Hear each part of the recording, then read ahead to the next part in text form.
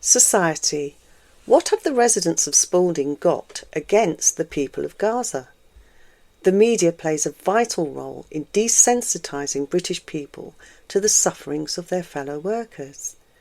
The BBC's entirely fictitious and criminally complicit framing of the Zionist war crimes in Gaza as, quote, nice white people versus awful brown terrorists, end quote, must not be allowed to prevail. Proletarian Writers, Tuesday, 27th of May 2025. On Saturday, 10th of May, while merrymakers, quite reasonably, headed off to the Spalding Flower Parade for an afternoon of fun in the sun, our party members joined Spalding Palestine Solidarity Campaign, PSC, in holding a silent vigil to remind their fellow townspeople of the ongoing suffering of the people of Palestine. Sadly, we were not made welcome. Most people actively ignored us or were downright hostile. A handful of motorists beeped or waved in support, which gave us a smattering of hope.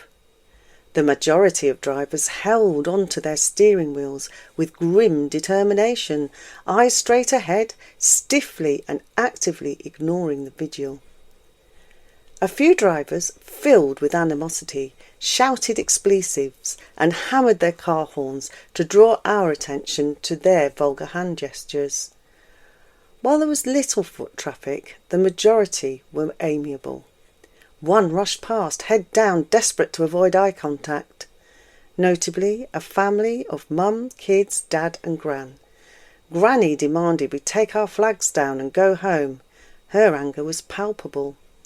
We talked about the Palestinian children being starved before our very eyes, to which the response was, quote, my kids aren't starving, end quotes, as they gathered speed and practically ran past us. No one could call the people of Lincolnshire radical. This is very much the Middle English heartland of such traditional British values as racism, imperial supremacy and conservatism. It is notable that while support for Palestine is at an all-time high in Britain, where the solidarity movement is low, the BBC narrative still holds sway. Amongst this section of the population, the default assumptions are still that we Brits identify with the Israeli genocide and see its victims as terrorists.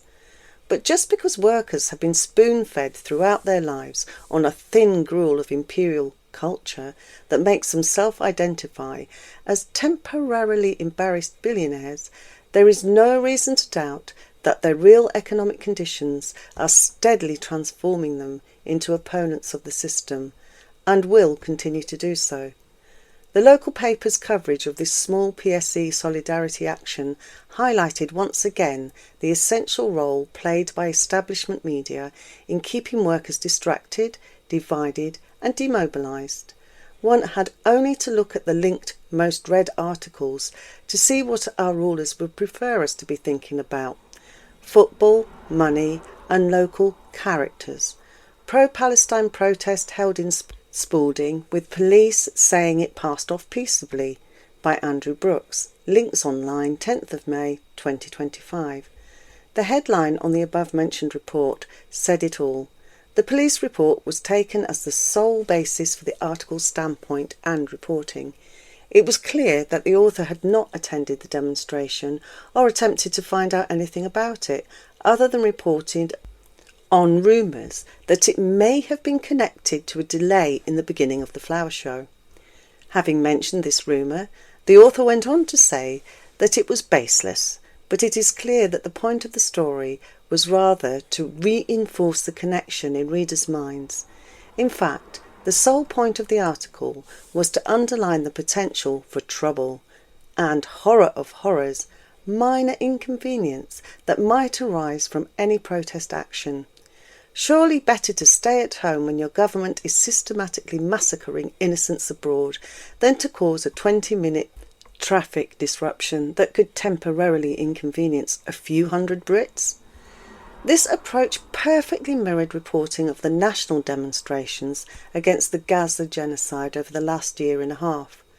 Many national newspapers dedicated live feeds to these events, but reading them would not give anyone a sense of what was actually happening there.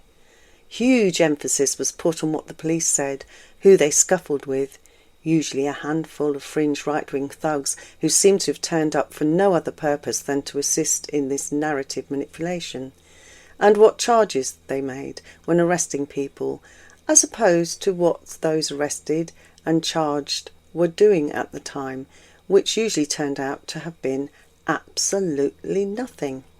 The overall impression conveyed was not of hundreds of thousands of deeply concerned and righteously angered British workers regularly coming together from all over the country to demand an end to the British state's horrific facilitation of the genocide in Palestine, but of a hotbed of radical Islamists, race-baiting bigots and terrorist plotters.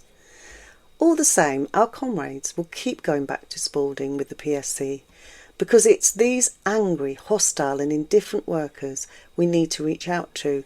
We need to do everything in our power to help them to learn to direct their anger towards our mutual enemy, the ruling class, to help them understand that they have much more in common with Palestinians under British and American bombs than with their mate, Nigel Farage. Time can teach, but we must help working people draw the right conclusions.